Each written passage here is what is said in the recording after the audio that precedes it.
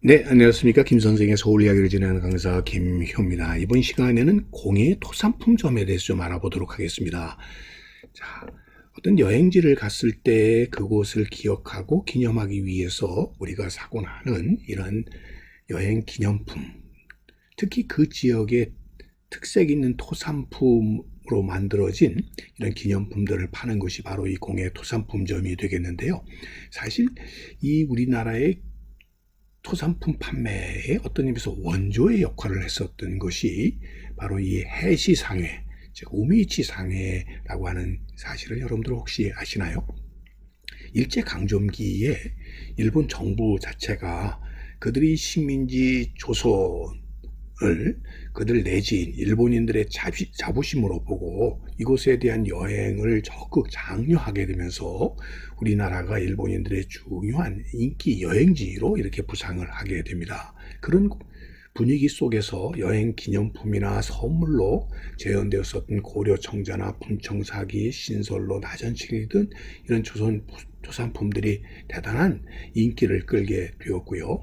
이 당시에 이런 근대 공예품을 판매하던 상점으로서는 이왕가에서 운영했었던 미술품 제작소라든지 조선미술품 제작소, 그리고 우미이치 상해라든지 동화상해, 당시에 또 미스코시 화신백화점 등이 바로 이러한 토산품을 판매하는 매장들을 설치했었는데, 그 중에서도 조선 토산품 판매의 원조에 해당되는 것은 바로 이런 공예품 제조 공장을 자체에서 운영을 하고 있었던 바로 이 우미이치 상해를 꼽고 있습니다.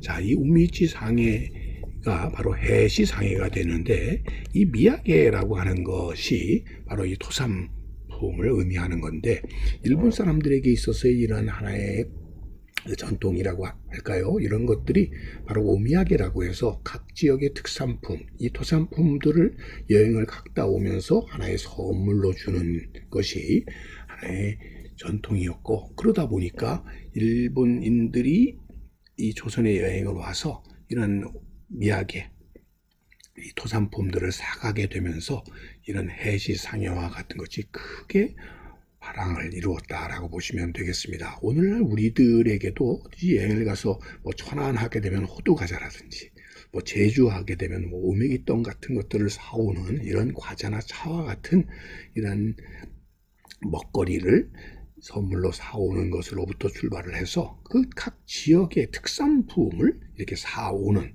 하나의 여행을 기억하고 이 선물하기 위해서 이루어졌었던 것들이 바로 일제강점기에 이런 일본의 전통들이 우리나라에 이식되기 시작하면서 나타나게 되었다라고 보시면 되겠습니다. 그들은 이런 관광객들을 위해서 관광 안내와 더불어 서울시의 지도를 이렇게 배포를 하게 되었고요. 당연히 이렇게 이 해시상회 하면은 결국 오미야게는 해시상회, 토산품 선물 가게 하면 해시상회다라고 하는 선전 문구와 함께 당시의 서울의 간략한 약도와 더불어 그 상회가 위치하고 있는 당시 명동 지역에 대한 소위 이 지역을 안내하기 위한 지도를 이렇게 나눠줬다고 보시면 되겠습니다. 바로 이 지역이 혼마찌 지역이 되겠고요. 이 혼마찌 지역의 해시상의 위치와 더불어 이쪽에는 서울역, 경성역이 되겠고, 남대문을 거쳐서 이렇게 오는 전찻길과 함께 이곳에 소개를 하게 되었고, 자, 당시에 그래서 명동 입구에 해당되는 이 지역의 사진 모습이 되겠고요. 자, 혼마찌라고 하는 입간판과 더불어 이 청초연색으로 이 당시에 일본인들을 유혹하는 대표적인 이 경성 서울의 명소로서 혼마찌를 소개하게 되면서 이 혼마찌 길에 곳곳에 이런 기념품 가게들이 위치를 하게 되었고, 그 중에 중심에 이 해시상회가 위치하고 있었다라고 보시면 되겠습니다. 자, 이렇게 재현된 청자를 이런 오동나무 상자에다가 담아서 고급 하나의 기념품으로 이렇게 제작해서 판매를 하게 된 것이고요. 그것뿐만 아니라 특히 일본인들이 좋아했었던 것 중에 하나가 바로 이런 나전칠기의 것들이 되겠고요.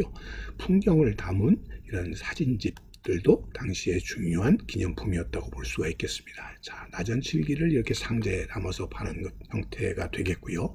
당시에 이 조선의 물산으로서 해시상해가 이렇게 포장지의 모습들을 통해서도 다양한 물품들을 취급했다는 걸 알 수가 있겠고요.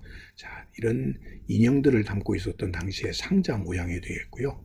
당시의 풍속 인형들의 세트로 이렇게 당시에 중요한 기념품으로 판매가 되었다라고 볼 수가 있겠고요. 궁중요리로의 대표적인 것으로 신설로가 소개가 되면서 신설로 자체가 중요한 이러한 토산품으로서 자리를 잡게 되었다라고 보시면 되겠습니다.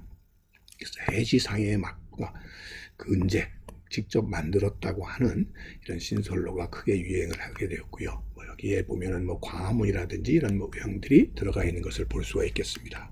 자, 이렇게 세트로 만들어지는 칠기 세트 같은 것들뿐만 아니라 필통과 같이, 특히 이 당시에는 이거를 수를 놔서 만들어졌던 필통 같은 것들이라든지, 아니면은 술병과 잔 세트, 아니면 또 이런 나전 칠쟁반 세트 같은 것들이 당시 인기 있는 물건으로 그 당시에 해시상에서 크게 잘 팔렸다고 보시면 되겠고요.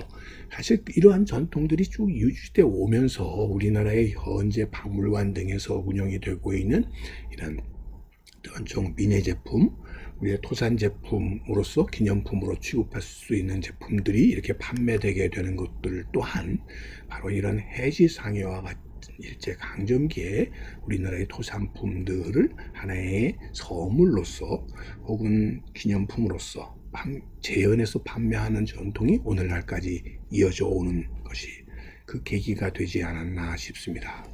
최근에 이렇게 민예품에 대한 관심들이 높아지면서 그 전통에 있었던 해시상해에 대해서 오늘은 꽃밭을 가꾸는 김 선생이 말씀드렸습니다.